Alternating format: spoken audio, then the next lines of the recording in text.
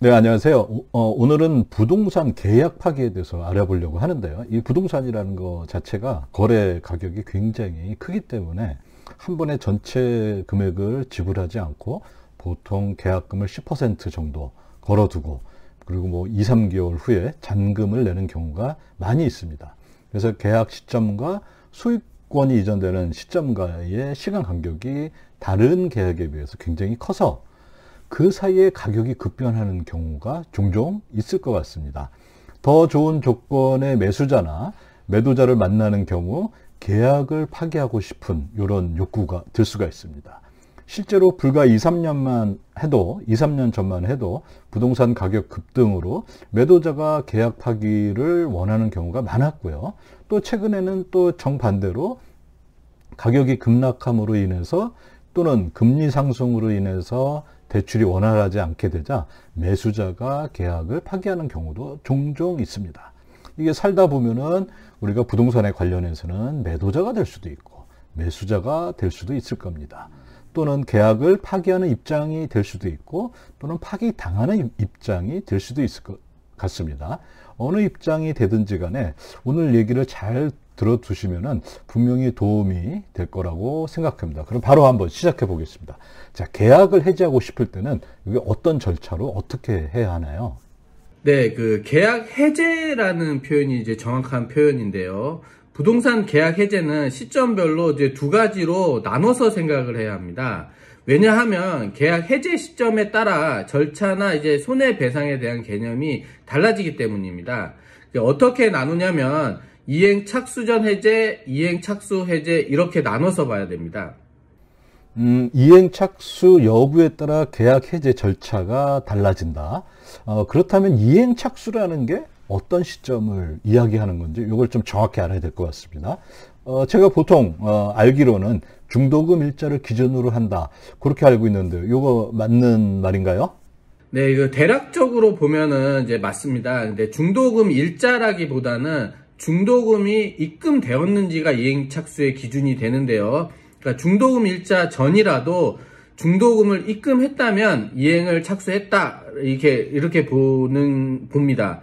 그래서 이제 매도인이 계약을 해지할 것 같은 느낌이 들면 그 매수인 입장에서 중도금 날짜 전이라도 송금을 뭐 미리 해라 뭐 이런 이야기가 있거든요. 이게 판례로 보면 이제 맞는 이야기입니다. 이게 근데 이행 착수 시점에 대한 내용이 법조문에 명확히 나와 있지가 않아서 이제 판례로 좀 판단을 해야 하는데요. 제가 판례를 좀 찾아봤는데 중도금의 일부만 입금했어도 이행 착수로 보는 경우도 있더라고요. 네, 이행 착수 기준이 이 중도금 입금이고 계약상 중도금 입금 날짜 이전이라도 또는 중도금 전부가 아니더라도 일부만 입금했다면 이행을 착수했다 본다. 이런 얘기 같습니다. 이게 그런데 아마도 정확히 법조문에 없다 보니까 실제 여러 가지 상황에 따라서 다툴 만한 경우가 많이 있을 것 같아요. 큰 틀에서는 중도금 입금 기준으로 이해하시면 될 것 같습니다. 자, 그런 이행 착수 전, 그러니까 중도금 입금 전에 계약을 해지할 경우는 그럼 요거는 어떻게 되나요? 네, 이게 대부분 이제 잘 알고 있을 텐데요. 이행 착수 전에 해지하는 경우는 계약금이 해약금이 된다. 이렇게 생각하시면 됩니다. 그러니까 이제 매수자는 계약금을 돌려받지 못하고 해제를 해야 하고요. 매도자 입장에서는 이미 받은 계약금과 계약금만큼을 추가로 주고 이제 해제를 해야 합니다. 중도금 입금 전에 계약 해제를 할 경우 계약금이 해약금이다. 이렇게 정리하면 될 것 같습니다. 그렇다면 중도금이 입금된 후, 그러니까 이행 착수 후에 계약 해제를 하는 경우, 이런 경우는 또 어떻게 되나요? 네, 좀 의아하게 들리겠지만 이게 별도의 이제 약정이 없다면요. 그러니까 이행 착수 후, 즉 중도금이 입금된 후 계약 해제는 우선 서로 간에 원상복구를 해야 합니다. 예를 들면 매수자가 잔금을 지불하지 않아서 즉 매수자의 과실로 계약을 해지하는 경우에도 매도자는 매수자에게 받았던 계약금과 중도금을 돌려줘야 한다는 이야기입니다. 좀 황당하게 들리겠지만 받았던 계약금과 중도금 그리고 그 자금의 이자까지도 계산해서 돌려줘야 합니다. 그러니까 원상복구를 먼저 하고 난 후에 이제 별도의 그 계약 해제 이제 잘잘못을 따져봐서요. 이제 상대의 잘못으로 계약 해제가 되었고 내가 손해 본 것이 있다면 손해배상 청구를 해서 손해를 배상받는 절차로 이제 진행을 해야 합니다. 네, 들어보니까 상당히 의외인데요. 중도금이 입금된 후 계약 해제를 할 때는 원상 복구를 먼저 하고 그 이후에 잘잘못을 따져서 내가 손해본 것이 있다면 손해배상 청구를 진행해야 된다. 이런 이야기였습니다. 아마 이어서 설명해 주실 것 같은데요. 근데 이렇게 하면은 이거 굉장히 번거로울 것 같은데요. 네, 이게 맞습니다. 이제 앞서 이야기한 대로 별도의 약정이 없는 경우 원상복구, 그 다음에 이제 손해배상 소송 이렇게 진행된다는 것이고요. 그렇게 하면 너무 번거롭겠죠.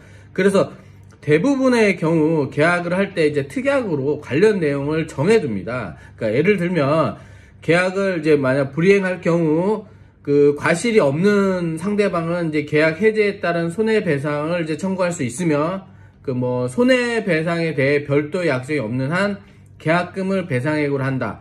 대부분 이렇게 특약을 정해둡니다.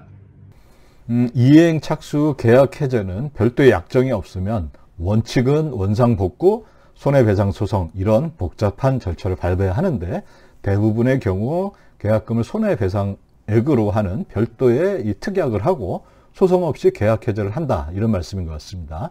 자, 그렇다면은 이행 착수 후와 착수 전으로 나누는 거는 사실 큰 의미는 없는 거 아닌가요? 네, 이제 그래서 사실 이제 매도자 입장에서 이게 특약을 적을 때 좀 꼼꼼히 따져봐야 할 것이 있는데요. 그러니까 계약금을 위약금으로 한다는 특약을 하게 되면 손해배상액이 계약금으로 한정됩니다. 그래서 만약 이번 계약이 해제되면 계약금보다 더 큰 손해가 예상되는 상황이라면 손해배상액을 계약금으로 이제 한정하지 않고 예상되는 손해액만큼 높게 정해두어야 합니다. 예를 들어 이제 만약 내가 이제 10억의 집을 팔고 15억의 다른 집으로 이사할 계획인 이제 매도자가 있다고 할 때요. 만약 매수자가 계약을 해제하면 손해배상액으로 계약금 1억을 받게 되겠지만 나는 이제 이사 가려는 집의 계약이 파기가 되면 계약금을 1.5억을 물어줘야 하는 경우가 생길 수가 있잖아요. 그러면 이제 계약금을 손해배상액으로 하는 특약을 넣는 것이 실제로는 손해를 막지 못하는 경우가 생길 수가 있습니다.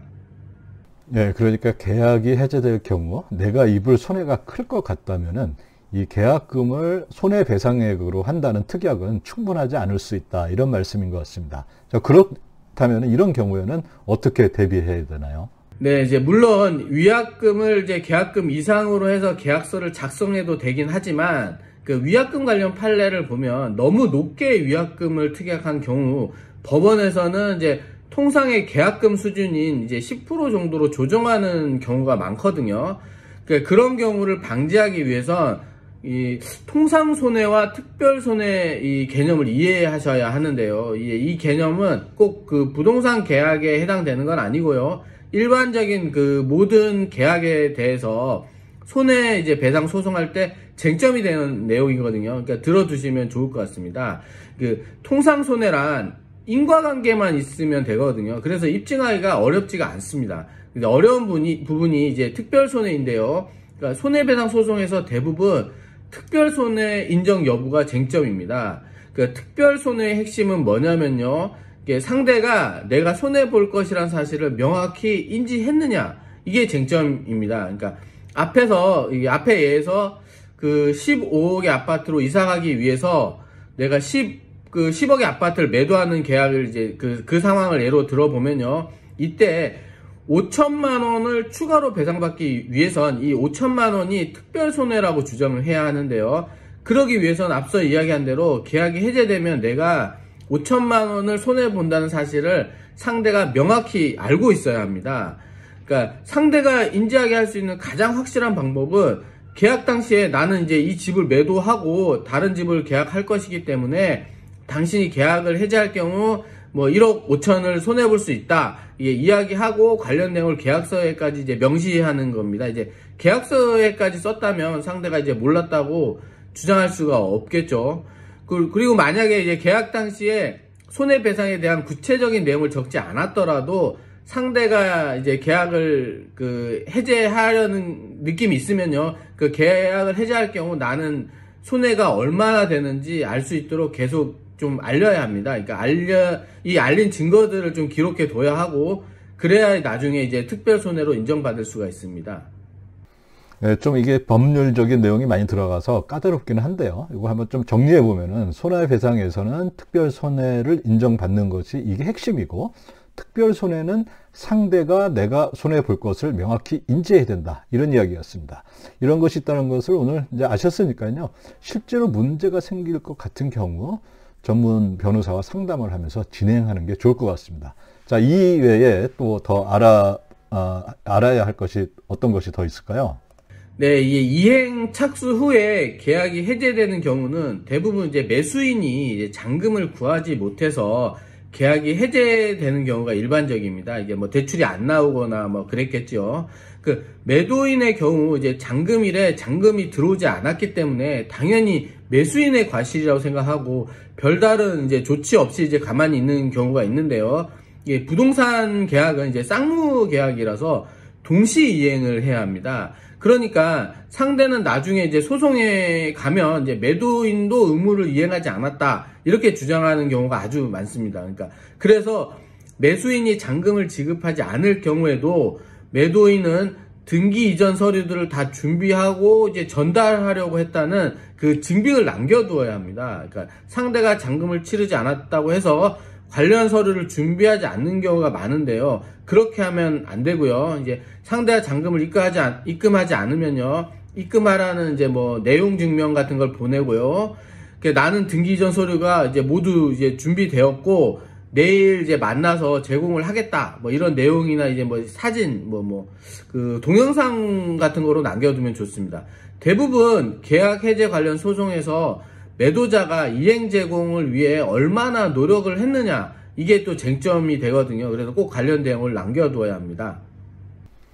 네, 제가 만약 매도자 입장에서 잔금일에 이 잔금이 들어오지 않으면은 당연히 매수인의 과실이라고 생각하고 저 같아도 아마 별다른 조치를 하지 않았을 것 같아요. 내용 증명이나 아니면 등기 이전 서류 사진을 찍어서 문자라도 보내주고, 또 계약 이행을 하기 위해 매도자도 최선을 다했다, 이런 근거를 남겨둬야 한다, 이런 말씀인 것 같습니다. 네, 오늘 이게 좀 법적인 내용이 많이 들어가서요, 좀 딱딱한 내용일 수도 있고요. 그렇지만 우리가 이게 살면서 한두 번은 닥칠 수 있는 상황이기 때문에 준비 없이 이런 상황에 부딪히는 것보다도 최소한 이 정도라도 알고 있으면은 많은 도움이 될 수 있을 것 같습니다. 네, 오늘 또 이렇게 부동산 계약 파기에 대한 내용 준비해 주셔서 대단히 감사합니다.